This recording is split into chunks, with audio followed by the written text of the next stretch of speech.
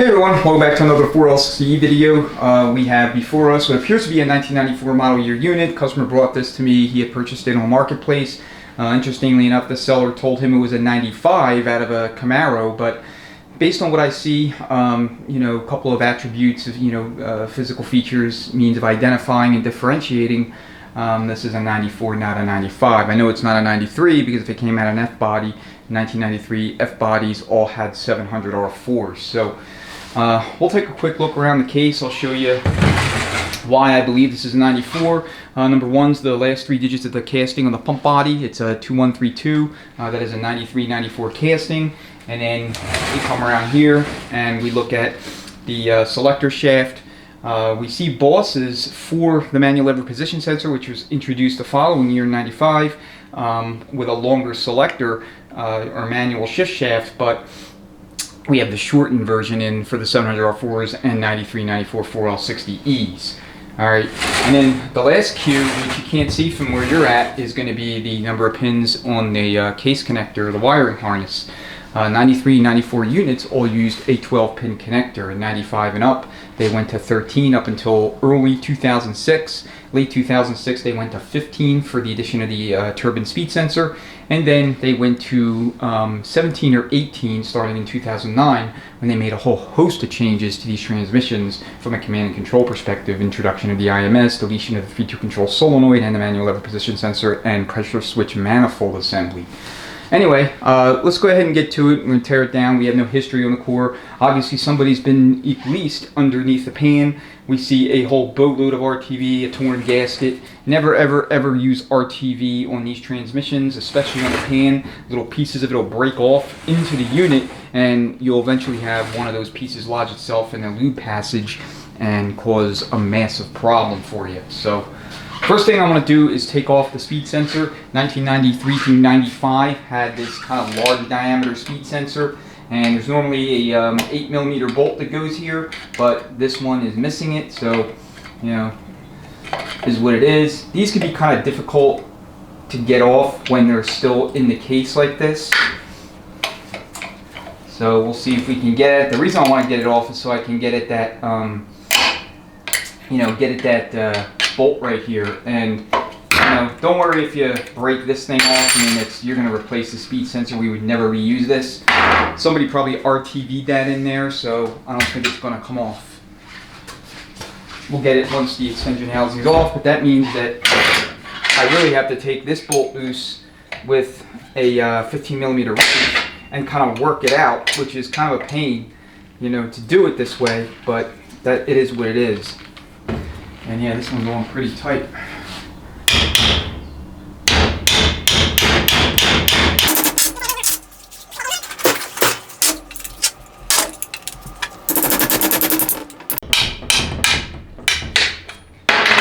Alright. So yeah, somebody kind of did a number on this thing at some point. So I'm wondering if it was overhauled by one of these flat rate shops here in town. And, they just went at it and did whatever the hell they wanted to, but somebody must have tightened these things down with an impact. That's what I think happened with this one.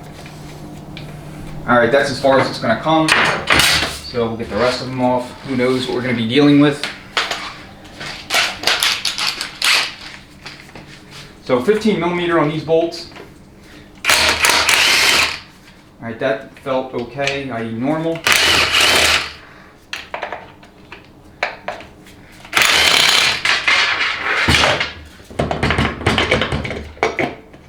Should be able to come off by hand.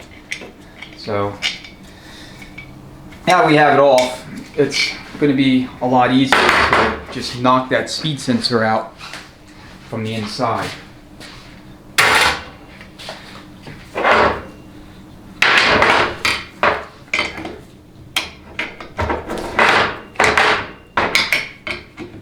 Maybe.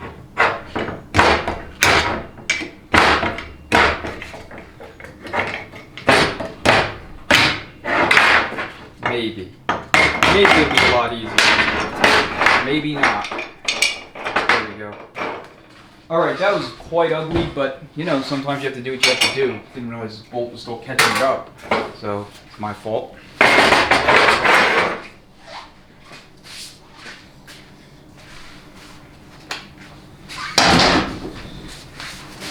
We'll put that over there for now. Alright, looks like this isn't parked. So one of the things you always want to do is spin your shafts, output shaft, input shaft. You're looking for anything unusual, seeing if there's any kind of binds in the case. So this appears to be normal at first spin. Alright, nothing overly remarkable. Then next thing you're going to want to do is just check front end play, 15 to 35 thousandths. This appears normal to me. Probably around like 30 thousandths will be my guess. So once you've done that, you can go ahead and remove your pump to case bolts. They're all 13 millimeter. And I grabbed a 15 millimeter socket. This tear down is going excellent. Nice and smooth.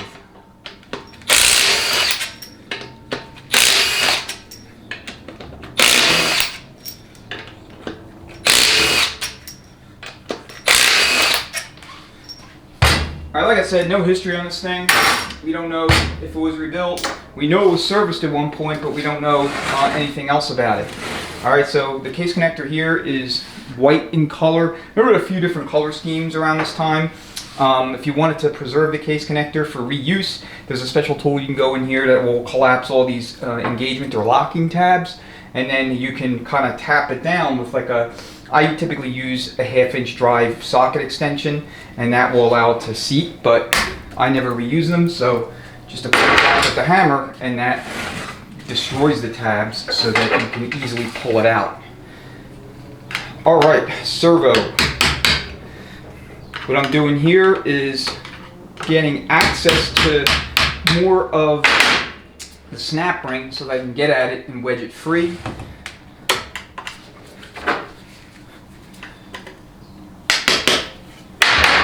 Come up from underneath, and as I'm thinking about this, it would probably be easier to do it on this side, this cutout, than where I'm at, because you're not going to have the bell housing interfering with you.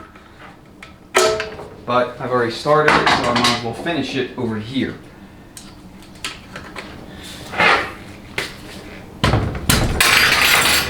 Alright, and now just take your screwdriver, kind of lever it out. What you're trying to do here is expose the O-ring for the cover so that you can ultimately get at it with a pick like this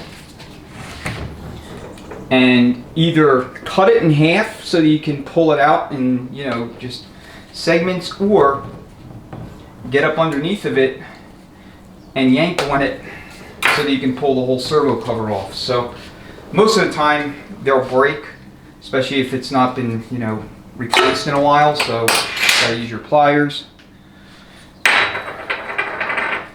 Alright, so this is your 4th apply piston. They all use scarf cut Teflon sealing rings and rubber O-rings from the factory. You can purchase a rubber Viton seal kit for all of these servos. It's a nice little upgrade, and it'll seal a little bit better than the Teflon. So if you're looking for that additional added security, if you will, then that could be a way to go. Alright, so here's your main spring, and then for your servo itself, you have your 4th gear return spring, and there goes a little clippy, along with your E-clip and your washer. And then for the servo pin itself, these are selective. The number of grooves will indicate what length of pin you have. There is a no groove pin, which is the longest, 1 groove, 2 groove like this is the most common, and a 3 groove pin, which is the shortest. Alright, we have a Corvette servo. This is an F-body transmission. All the F-bodies came from the factory with these Corvette servos. They're also calibrated a little bit differently than all the other type of 4L60Es or variants that went into various GM vehicles at the time, other than, of course, the Corvette.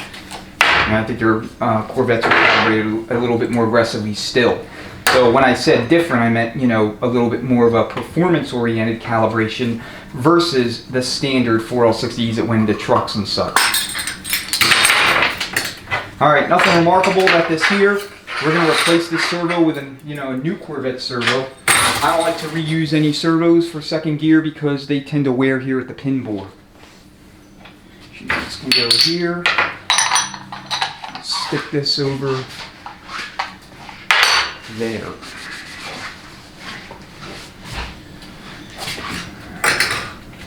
Alright, so that's a servo. You can install billet servos in the aftermarket. Large ratio servos are available, though I'll be honest, you don't really need it unless horsepower levels exceed 550 or so. And at that point, then I would install all billet in here. Alright, let's see what we're working with when it comes to hand and what's underneath of it. Alright, so I'm already anticipating a fight getting this thing off due to all the RTV presently accumulated, applied. Like I said, no history on this, unfortunately, but whoever did this obviously did not know how to work on these transmissions or did not want to replace the pan. Like, that bolt was way over tightened. So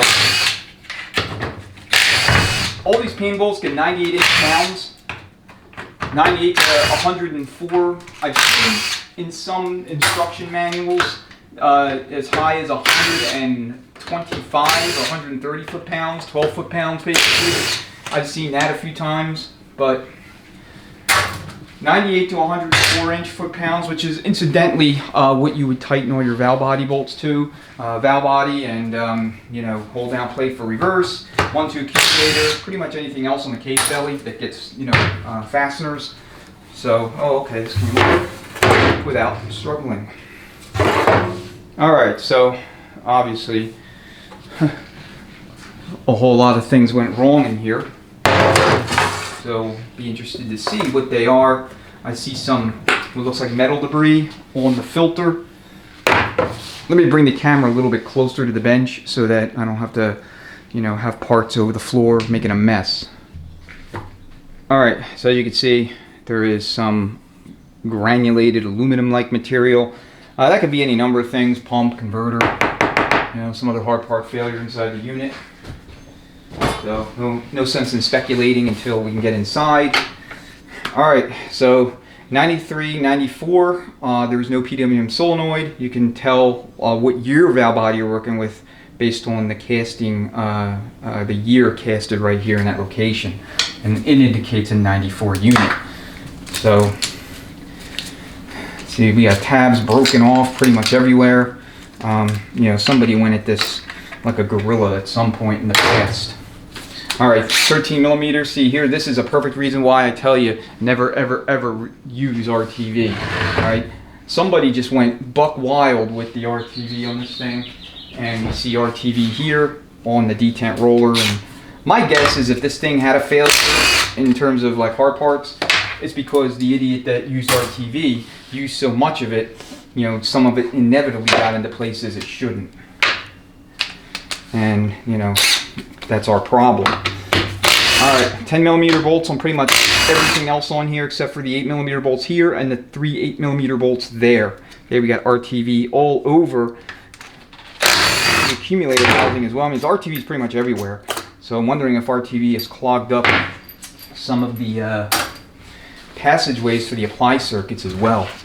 Okay, this is a second design accumulator housing. You could tell based on the little dome here, the recess, and we have a small diameter piston and pin here. Okay, this should have a large hole first design accumulator housing. However, it's okay to run the small hole in these transmissions or even 700 R4s. The calibration in terms of the way the accumulation circuit works in here is slightly different, but it's not the end of the world. You just simply adjust for it in the sizing, your spacer plate, and other things you're doing with the unit. I don't have shop air on, so I'll have to turn it on later to pop that piston out. Alright, pressure switch manifold. Over the years, these never changed. 1993 all the way up through 2008 into production for that vintage of 4L60E. They all have the exact same pressure switch manifold, though there are some physical differences between them over the years that I've noticed. So as far as I know, you can run any version of this in any year 4L60E that originally took one. So if that's not correct, I'll annotate and provide the correct information, but as far as I know, there's no restrictions when it comes to the pressure switch manifold interchangeability. Alright, let's see. Got pieces of the harness still left behind. I'll wedge this out of the way so I can get at the bolt.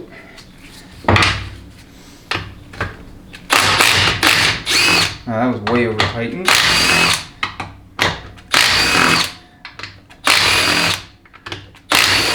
If I round off one of these bolts, what I will do is I'll take my small cutoff tool and cut a slit right into the bolt for a flathead screwdriver, and then I'll use an impact driver to to take it out. And when I'm talking about impact driver, I'm not talking about one of these. I'm talking about a manual impact driver. You guys seen me use it before if you frequently watch my videos, particularly teardown videos. Alright, should be all of our 10mm bolts. So original factory wiring harnesses had these stays that helped, secure the wiring harness and kind of keep it under control. And then we have this thing. I'm not even sure where that came from. Who knows? We might find some interesting things in this unit.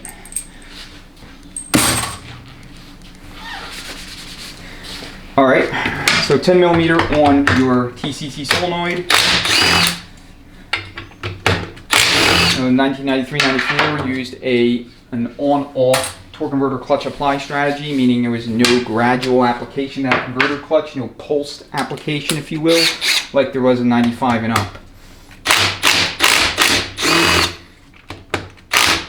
Alright, if you're installing Transgo shift kit, they give you a different valve and spring to use in the PWM location for the TCC regulator valve.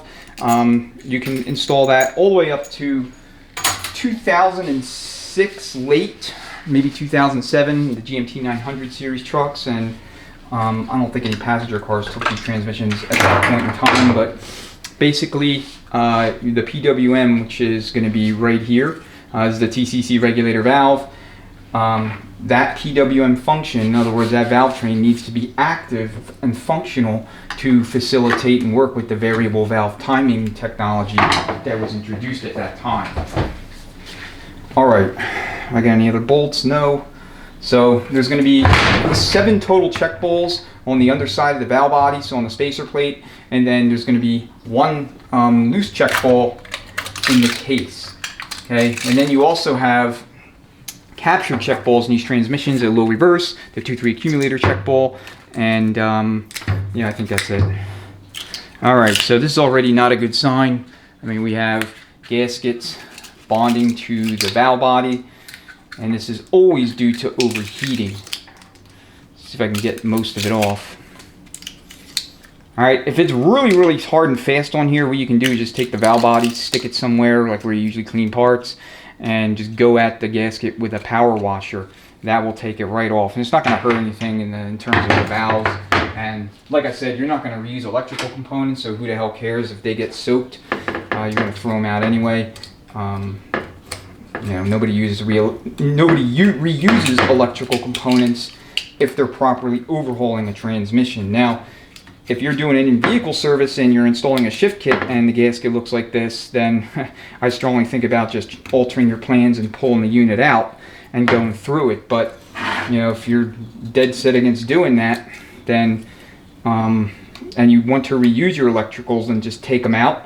And if you can, put some like old ones in place, or just simply be really careful, remove any valves that would otherwise be held into the casting, into the valve body housing itself via the solenoids, like the 1-2 and the 2-3 shift valves. As an example. All right, I was able to get most of this off. That's good. So I'll just point out check ball locations real quick. This is going to be your coast clutch flow control check ball. You can leave this out. This is your coast clutch circuit check ball. As far as I know, you cannot leave that out. And then you have all your other check balls here, here, here, here, and here. Okay, so that's valve body check balls. All right, makes no difference in 94, 95, whatever. The check ball configuration, to my knowledge, never changed over the years. It was always 7 between the plate and the valve body, and then one loose one at the fourth accumulator check ball right here between the spacer plate and the case. All right, looks like somebody has already repaired the spacer plate that I could see. You have 2 repair sleeves there. The repair kit is made by Fitsall, and it'll work on any spacer plate for any transmission family that uses 1/4-inch check balls, and that's quite a lot of them. All right, 8mm for the hold down plate here for reverse, and we got more sticky gasket material. So one thing, tip or pointer or whatever, always have a flat razor blade on the bench. I have several of these stationed kind of all over the shop. They're extremely helpful, and I'm constantly using them for various things. So they come in handy for situations like this when you're trying to remove heat bonded gasket material from the plate. All right, so I'm not even going to bother trying to remove that. I'm just going to take the little filter screens out. So this filter screen that I'm working with here is the EPC filter, and then this is going to be your shift solenoid filter. Okay, new ones will come in the kit.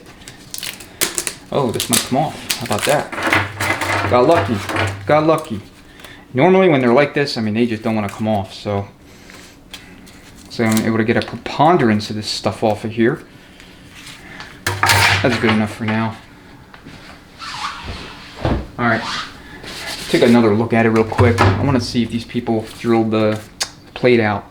So this is going to be your 2-3 feet. I always recommend drilling this to at least 93 thousandths. You can go up to 110 if you have like a 22 or 2500 stall converter. This is going to be your band release. This hole and this hole must be the same size.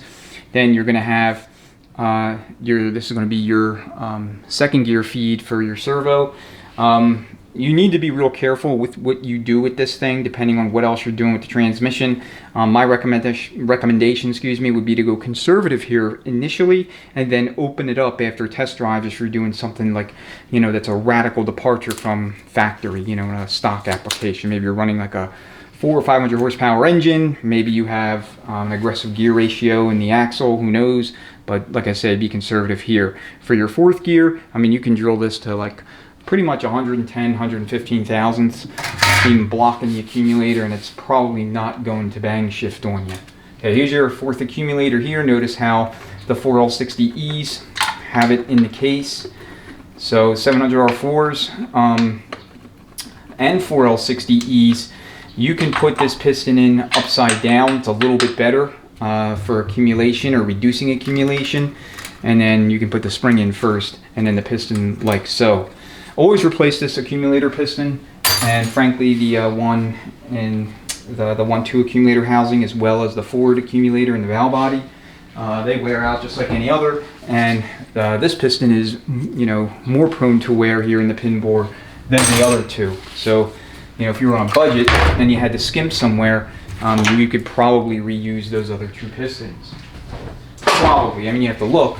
If it's all messed up, then obviously forget what I just said. All right, so 15mm here on your rooster comb to selector nut.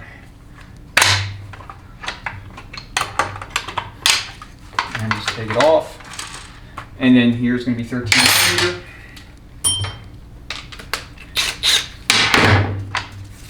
And then you want this in park so you can get to this one down here. There's 2 bolts. Okay, these bolts get like 15 to 20 foot-pounds of torque. All the rest of the case belly bolts, like I said, 95 to 105 if you want to have like a more broader range to choose from. Anything in that neighborhood will work.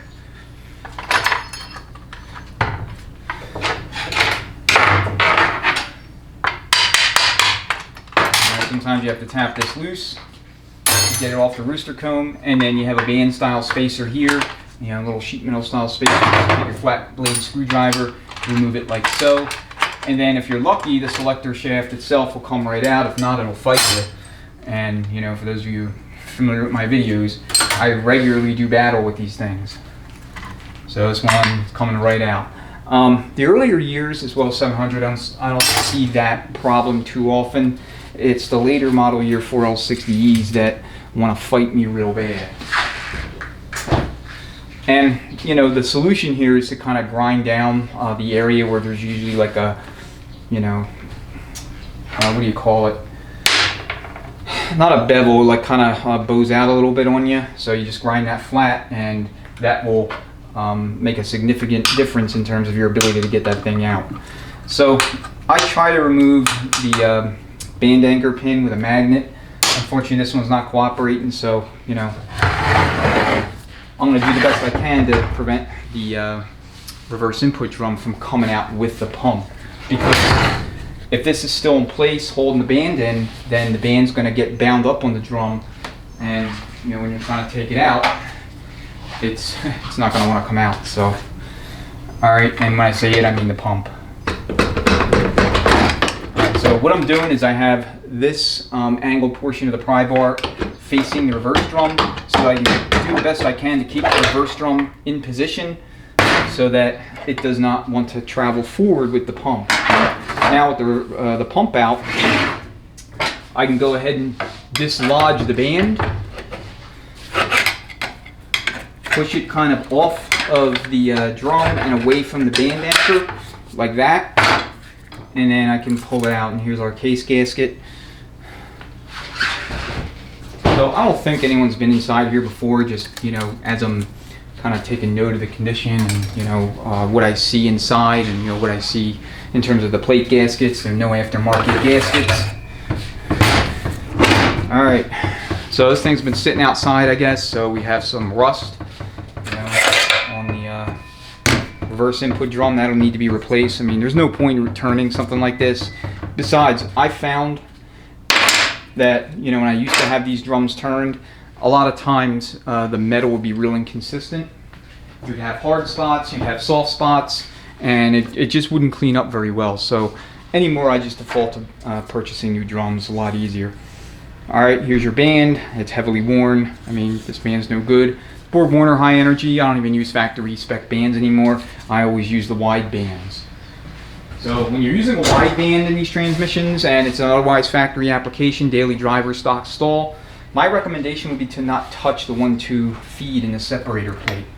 All right, so this is a loose sun gear. So there's two configurations of 4L60Es. There's the separate sun gear and forward sprag gear assembly in the forward drum, and then you have the you know, this style of all 700R4s. Let me get my snap ring pliers. I want to get the case empty real quick, and then we'll go through the sub-assemblies.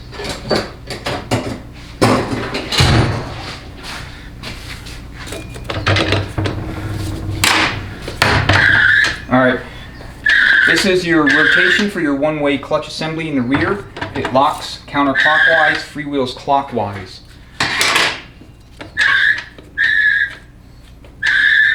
All right, there we go. A new one of these little snap rings here for the output shaft to Planet will come in your overhaul kit. You do not need or want to reuse them. You know, they fatigue like anything else, and they can break, causing massive catastrophic failure inside the unit. So 4-pinion Planets, these are perfectly fine for pretty much any application. Don't be fooled into thinking that you need to upgrade to 5-pinion Planets in a performance type build, because they're basically a waste of money, especially the aftermarket ones. They have failed on me in the past, and I'll never reuse them. Bearings in good shape. You can reuse bearings if they're, you know, they're not making noise. They're spinning nice and smooth and freely when you're working them in your hands. Vertical play here looks good. So these are all the things you check for. Check journal, check structure. Make sure you don't see any kind of overheating signs here on the pinions themselves. And then you also want to make sure these splines are in good shape. So that's how you inspect any given Planet for any given transmission. Okay, thrust washer for the sun shell. In 03 and up, they changed the reaction shaft here and went to a shaft designed to accept a large Torrington bearing, and you can retro that all the way back to any year of these transmissions. So 700R all the way up to 02 4L60E, you can do that. Okay, always replace your bushings. There's two bushings in the sun gear. There's a bushing in the forward position here, in the rear position in the reaction shaft. So One thing you want to pay close attention to are these engagement splines. Notice how worn this particular example is. All right, you don't want to reuse this, so he'll need a reaction shaft. All right, and then this is going to be your 3/4 clutch hub / forward ring gear. Check splines, check lugs, check the sides of the lugs. The 3/4 clutch pack will make chattering impressions in the sides. If they're severe enough, then the 3/4 clutch pack will actually start catching and grabbing onto them, causing a partial or no apply situation in really, really extreme scenarios. So always check that kind of stuff because, well, you never know. Okay, sun shell. This is a factory shell. The aftermarket has heat-treated splines on their shells. That's what I use for my base builds. But to be honest, if you want to do it right, you install the Sonic Smart Shell. It is the best sun shell on the market, and I mean, the whole transmission will burn down before that thing fails. All right, more signs of rust. This thing was definitely kept out, so you know, it'll be a consideration moving forward. I'm gonna have to turn the air on because I'll show you a way to get this this center support out of the case using shop air and the low reverse piston. So a 4-tab thrust washer is plastic. If you purchase a Smart Shell, it'll eliminate that 4-tab washer because the shell comes with a bearing. So between that and the 03 and up 4L60E reaction shaft, you can rollerize the entire thrust surface here between the sun shell, the reaction shaft, and the center support, which is always good. Anytime you can add a Torrington bearing in place of a thrust washer, you know, do it. You know, if you have the opportunity to do so, especially in high performance situations.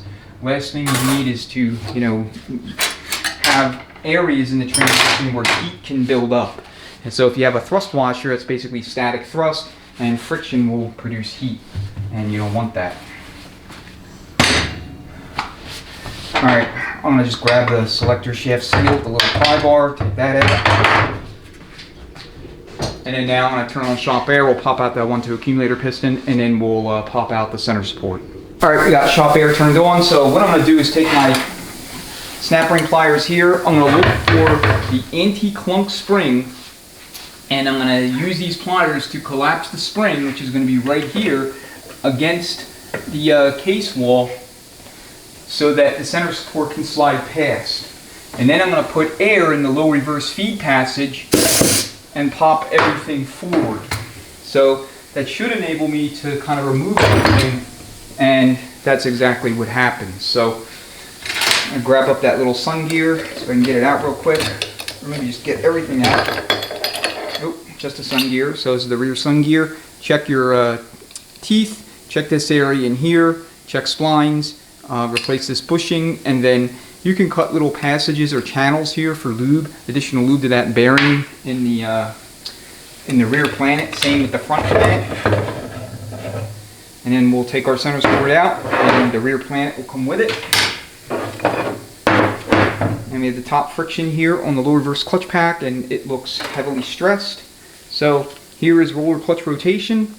So freewheels clockwise. Okay, and you hear that hiss or that screeching sound? That's actually the sign of a healthy low roller clutch. Okay, and it'll lock counterclockwise.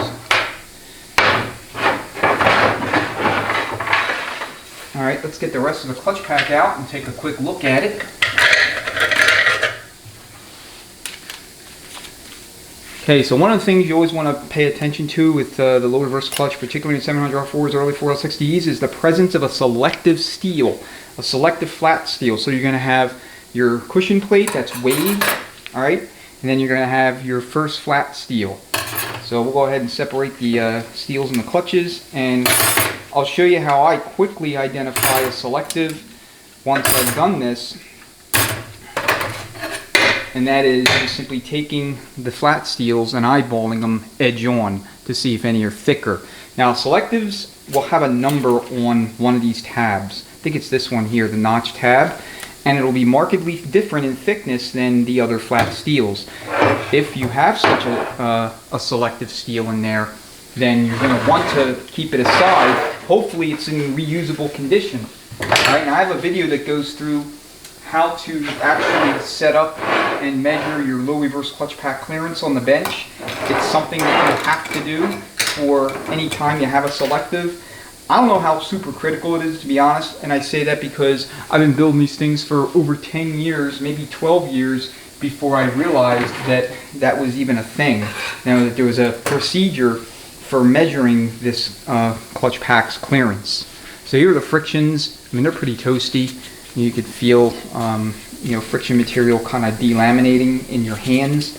So I haven't identified the source of the aluminum yet, or whatever that granulated matter was. I don't think it came from this pack, but I could be wrong.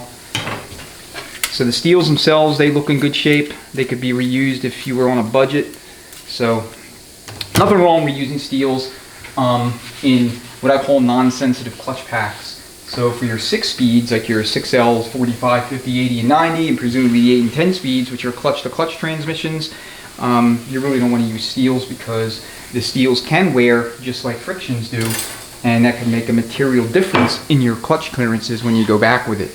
Alright, check the surface here. Make sure that it is not burnt, not otherwise damaged. We see a little bit of, I don't know what I even want to call this, but I mean you could see it, but you can't feel it, okay? Like staining, if you will. And again, I think that that is due to the presence of some water that got into this thing at some point in the past. Alright, so let's go ahead and remove the output shaft.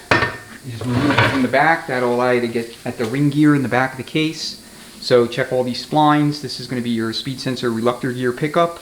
You see a little bit of rust there, no big deal. Check splines here, check the snack ring groove, the journal. And what I would recommend you do is take some brake cleaner and squirt it throughout these passages. I'm going to be doing that as well, especially given how much friggin' RTV was used in this transmission. There is a risk that some of the RTV may have gotten into those passages. If you have a pressure washer, better yet, just hit it with the pressure washer and then follow it up with the brake cleaner. Alright, these bearings appear to be in good shape, so they could be reused. And then you have your anti-clunk spring back here. Very rare to see this broken, but every once in a while one will come in and it'll actually be broken, but it's extraordinarily rare. I can't remember the last time I had one broken.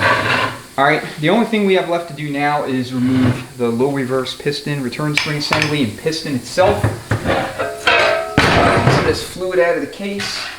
And there's that one check ball for the 4th accumulator.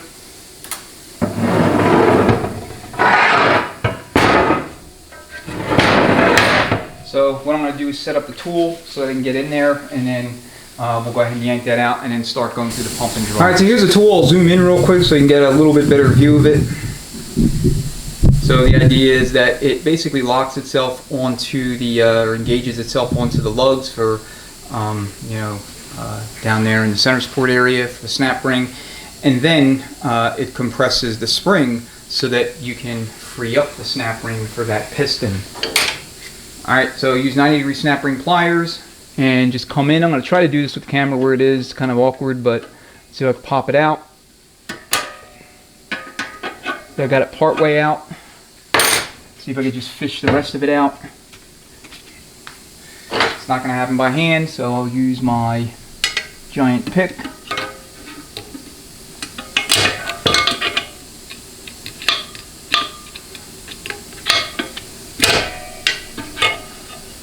And unfortunately it kind of caught me in no man's land here. Sorry, I'm going to have to turn the case toward me. These things love to fight me. I mean, sometimes they come out nice and easy, other times they simply don't.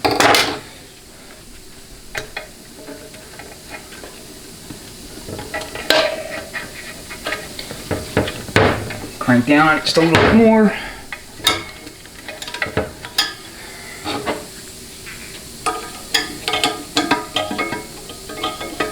So I say no man's land because it's going to be real difficult to actually put it back in if it's in this kind of precarious position.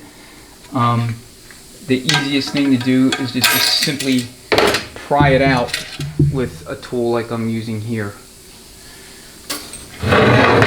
Alright, sorry about the change of camera angle on you. I just could not get in there in a way that wasn't kind of, just not giving me any kind of leverage or any means to work it.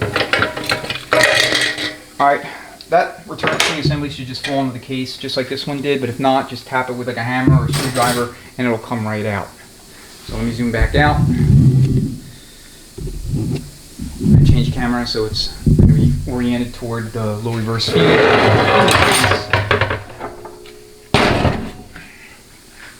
And that's going to be right here, and we're going to pop that piston right out.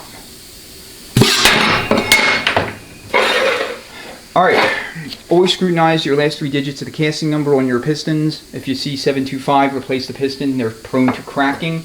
And also, if you're trying to diagnose a low reverse clutch pack failure, scrutinize these seals. This one in particular, the innermost machine cut square seal,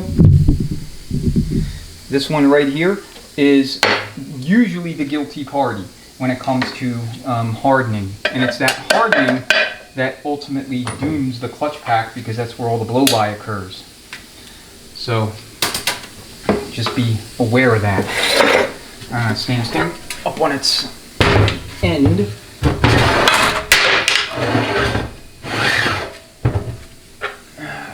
Great.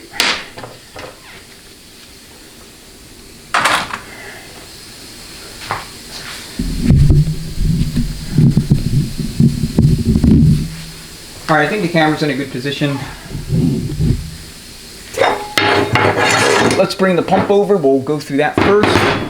Most of these transmissions need pump work of some sort, you know, machining of the casting surfaces, milling of the pump body, the rotor and slide pocket, and resurfacing the stator support. Sometimes the stators themselves need to be replaced. So 13 millimeters on these bolts. Okay, 15 foot-pounds of torque. And then you go back with them. Okay, and then these little bolts for the stator to stator support, they are Torx 30. Alright, so we'll just take a quick gander at the casting here on the stator support, and we see some wear here. It's physical, which means that this will need to be remachined. No big deal. So chuck it up on the lathe and completely resurface it. Alright. Some wear here on the stator. I mean, it's not the end of the world. These will always have witness marks here, but if you see a significant narrowing of the splines from the engagement point here at the base to the middle of the each of the splines, then I would replace it. This actually looks okay. I mean, I'll check it again once it's fully cleaned off, but at first glance it looks like it could be reused without any adverse consequences. Alright, you got your filter screen here. New one will come in the kit, and then you want to test for vacuum your balance spool and the pressure regulator valve, your boost circuit, which is this fish-shaped depression right here, and then outboard for your TCC apply valve, and then inboard for the TCC apply valve. You want to see a minimum of 15 inches of vacuum in all those locations. Okay, Transgo makes a drop-in PR valve that will resuscitate worn bores if you're pulling between 10 and 11 inches or better, but below 15. If you're single digits in your vacuum at that location, you're going to either need to replace this casting or ream the PR valve out and install Sonic's oversized pressure regulator valve. So if you don't have the reamers, I mean, that's understandable. They're very, very expensive. You can take it to a transmission shop and they can do it for you for, you know, the cost of the valve plus a little bit of labor to do it. It only takes about maybe 10 minutes to ream, but they'll probably charge you an hour's worth of labor. Just that's how the industry works. Everything's based on an hourly labor rate. So, okay, for your rotor and slide, you're going to want to inspect the interior. Look for wear, like this, for example. This is very worn, and you can see it. Is this a chip or no, maybe not?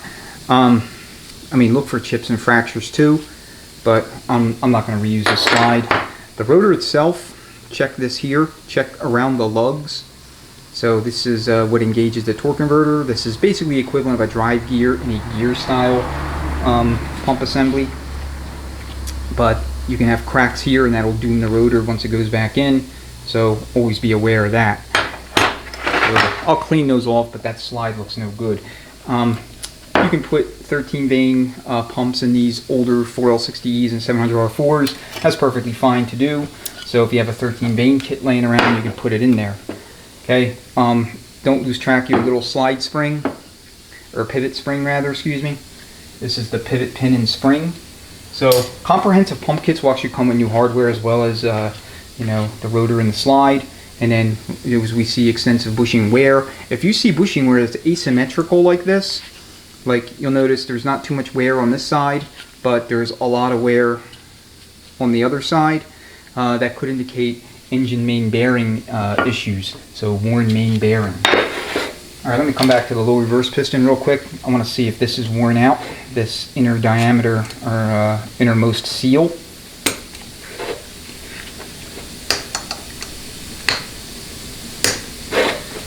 And I believe it is. I mean, it's not willingly coming out. As you can see, it's got like almost like a plastic consistency here. I mean, you can't really feel it, but you take my word for it, I guess. Alright, we finally got enough of it exposed, and yeah, it's rock hard.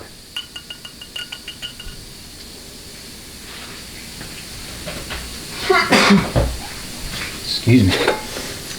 Alright, let's check the others.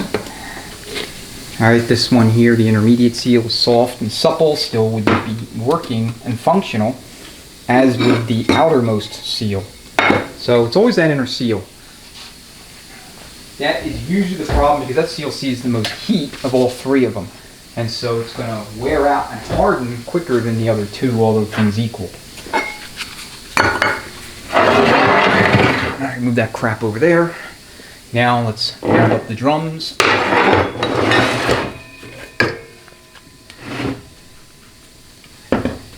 Alright, reverse input drum. Very rare do I see the reverse input clutch burnt. If it does burn, it's usually after overhaul, because somebody inadvertently cut or tore one of the Teflon sealing rings on the pump stator, and they didn't do a case air check, so they didn't catch their error. I've actually never done that. Believe it or not, I've never done that. Never made that mistake. Knock on wood. I never will. But that's really the only time that the clutch is vulnerable. So your Belleville plate, 4 frictions, 4 steels, 40 to 70 thousandths clearance in this clutch pack. So we see heat here on that friction. Let's take a look at the seals, see if there was any slip marks. I don't see any. I don't see any slip marks there. So some heat was sustained in this clutch, and it kind of fits the general pattern of overheating that we've seen so far in this unit.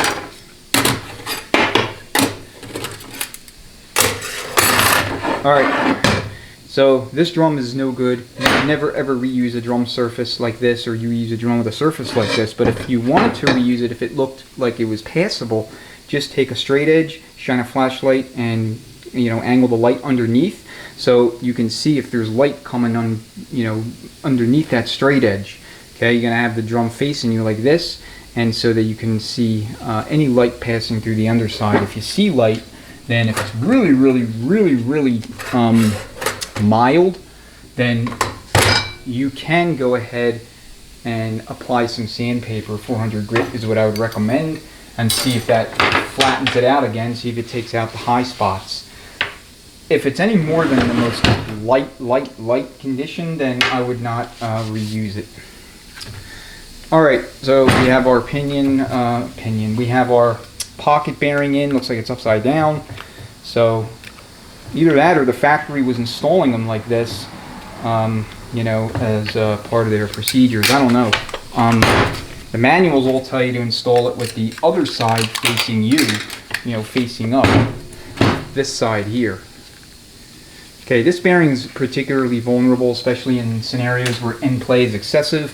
That was not the case with this transmission, but sometimes some units will come in that have been previously worked on before, and they'll have excessive end play, and as a result, that bearing will take a beating and it will no longer be serviceable. So, just be mindful of that when you're tearing one of these things down. That bearing is, if you're not sure, it's definitely a candidate for replacement. Grab that back. So this is the selective spacer that adjusts end play. Looks like this is 67. The smaller the number, the thinner the spacer. The larger number, the thicker the spacer. This is one of the thinnest available, if not the thinnest. I don't know if there's a 66 or not, but I would go back together with this unit with a 68 or a 69. Sonex has a shim kit, 10 to 15,000 shims, 2 different sizes available. So if you need to kind of make fine adjustments to the end play, you can. Alright, check the crown of the drum here and check these lugs. As you can see, there's extensive wear here in lugs for your reverse input clutch. That can also contribute to issues with the reverse input clutch over time. So if you see that, you need to replace the drum, and that's what we're going to do here, regardless of whether or not it checks good there. So you know what, I'm not even going to waste time checking it, because I know I would never reuse this drum. I mean, look at that. Okay, 3/4 clutch. So it does not appear to have any load release springs in it. So maybe somebody did overhaul this thing in the past, but they just, you know, kind of did the bare bones basic build, like literally no upgrades. And it could also depend, you know, at what point in the past this was done. If in fact it was overhauled, it may have been overhauled in the distant past, where you know, you had, you know, different type of gaskets or factory gaskets. Somebody could have used a factory kit when they were still selling factory overhaul kits and such for these transmissions, and that, you know, could be why you don't see any kind of aftermarket branding on anything. Alright, so toasty 3/4. I mean, it's not smoked like totally burnt down to a crisp, but the frictions do have significant wear on them, signs of slip marks on the steels. So this is typical of what we would see in a 4L60E, especially one that comes from a junkyard. And I always tell people, don't buy used 4L60Es thinking they're a long-term solution. Okay, you'll notice here on this reverse input clutch, I just noticed it, a lot of delamination on the clutch. So again, signs of water. This may have had a situation where coolant was leaking very slowly into the transmission as well, though if coolant leaks on a wholesale basis into the unit, you'll get a strawberry milkshake looking, you know, type deal, you know, as far as the fluid's appearance and consistency. And that pretty much destroys a transmission. So, alright, I'm trying to get the snap rings.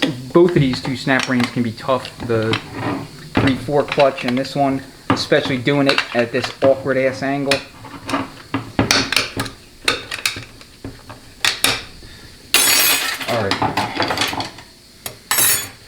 Alright, by the way, there are 2 selectives in this drum.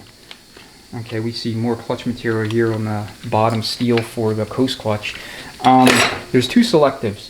So the 3/4 snap ring, the 3/4 clutch snap ring, believe it or not, is selective in that there were different thicknesses of this snap ring produced over the years and installed in these things.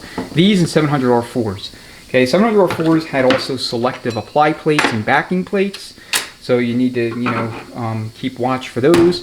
And then your forward clutch, which this one is showing all kind of signs of impairment, this backing plate was selective also.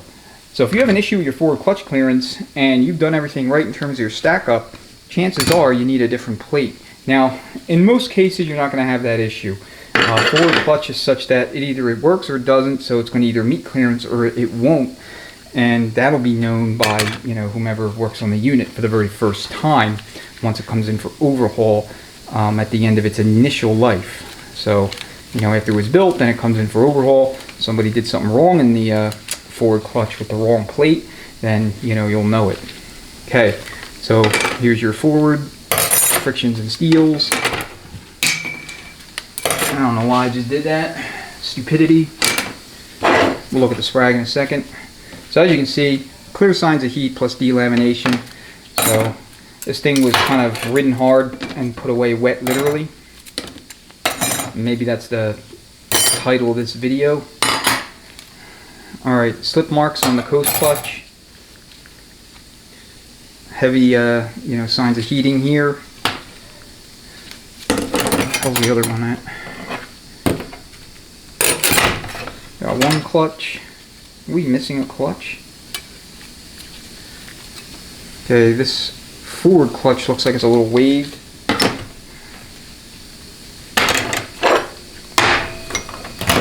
Maybe it's in here. There it is. Okay, so we're missing a clutch and a steel. It's concealed underneath the drum.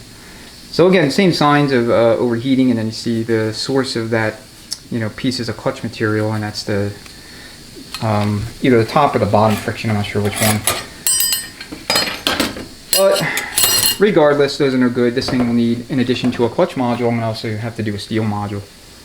I mean, these steels are beat up. I don't trust any of the steels at this point based on what I've seen, so we'll do a steel module. Alright, backing plate, check the surface here, make sure it's not cracked. Same with the 3/4 stuff. I mean, for the 3/4s, you're not going to use these applying backing plate sets in your rebuild. You're always going to replace. So we see here there's some pitting. So again, more signs that this thing was subjected to moisture either during its lifetime or shortly thereafter when it was pulled and stored wherever. Maybe it was stored outside in the junkyard, who knows. Alright, here's your bearing. It goes right here. This is for your forward sprag thrust.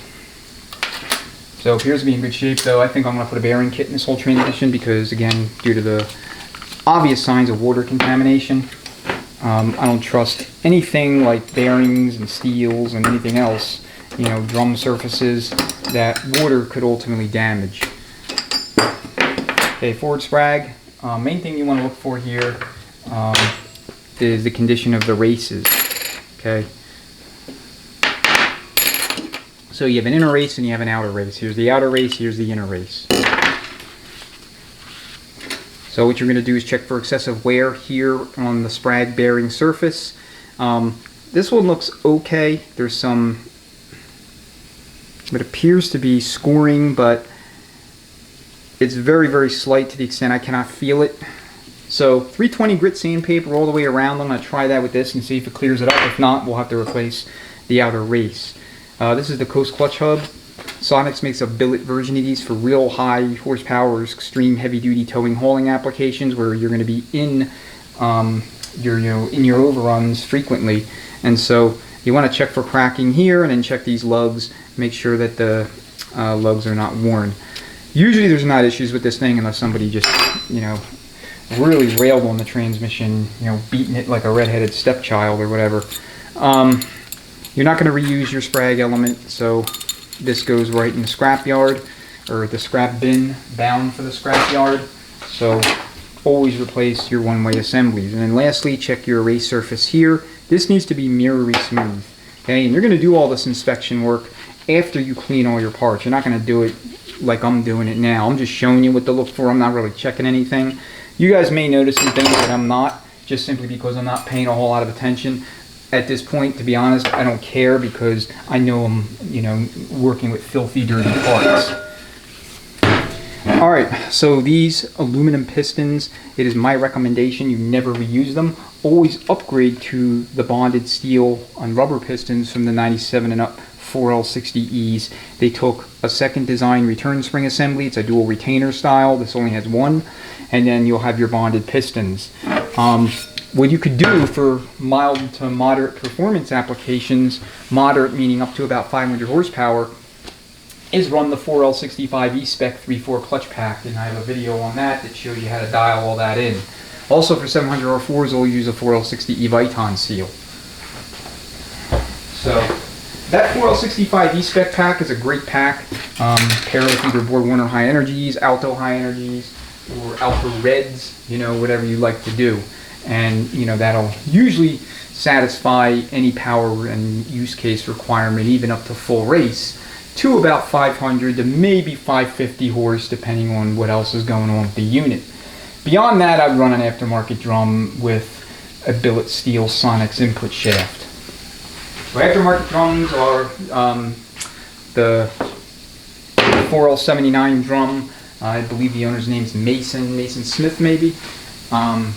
His drum uses TH350 direct clutch, a TH350 direct clutch pack in the 3/4 position, so it's giving me a lot more apply surface area and more frictions and steels than the factory 700R4 4L60E configuration.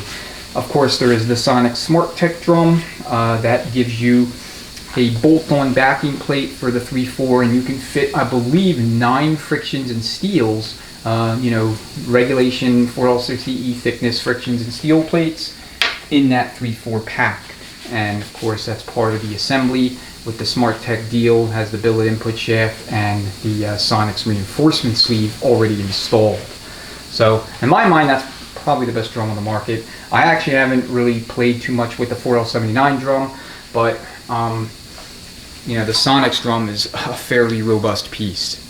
All right, let's real quick summarize. I'll change camera angle and then we'll kind of just give my final thoughts.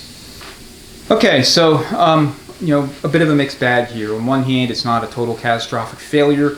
It's not like we need to go and have the customer acquire a whole nother core because this one is such a basket case, it can't really be used. But we are going to have to deal with some hard parts. So the forward drum, the reverse input drum, both need to be replaced. The pump castings need to be reconditioned. I haven't vacuum checked anything yet, obviously, but I have a feeling it's going to need some work there. Both the pump and the valve body is just my suspicion. We're also going to need a whole new pump set, or pump internals kit, rotor slide, and the whole works. We're also going to need to replace the reaction shaft because the worn splines there where it mates with the 3/4 clutch hub or front ring gear. And jury's out still on that sprag assembly. The sprag gear itself, the inner and outer race. We'll see if that cleans up. What else? Applying backing plate set for the 3/4. It's pretty standard fare. A bearing kit. Normally bearings aren't replaced, so it's almost like a hard part. So we're going to do a bearing kit in here as well. And then as far as overhaul, I'm probably going to do a set of high energies with a whole new steel module, and then bushings everywhere like usual, new electronics, new sun shell. I'm going to see if he wants to upgrade to a Sonic Smart Tech shell. He brought over a shift kit. We're going to install an SK4L60E shift kit that he furnished, and then pair that with a Sonic's boost valve and some other hydraulic updates, like I said, aforementioned go drop-in PR valve, or ream that casting for the Sonic's oversized PR valve if it needs it. Alright, one-way assemblies, always replace those. We mentioned the bushings. One thing I didn't do is pop out that 1/2 accumulator. Now, this is a 94 unit. As far as I know, the second design was introduced in 95, but it may have been introduced in late 94. Because, like I said, I don't know, this thing does not look like it was overhauled to me, but like I said, it also could have been, and somebody installed the second design 1/2 accumulator assembly. So you have your 3 legs here for your second design piston. It's a small hole. You have your 2 springs, an inner and an outer, and then you have 1 recess here at the bottom. I know you can't see this. Let me just bring it over real quick. There you go.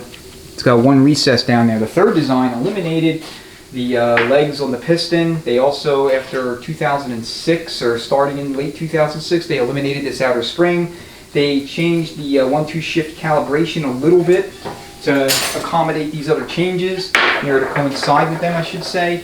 And that's the evolution of the 1/2 accumulator housing in a nutshell over the course of the 30 or so years this family of transmissions was in production. Alright, I'm out of paper towels.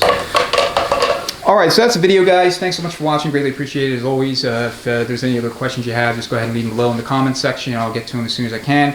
Until then, enjoy the rest of your day or evening. And again, thank you so much. Greatly appreciate you spending time on my channel. It helps me and allows me to continue to create content for you guys. So big ups to all of you. Thank you again.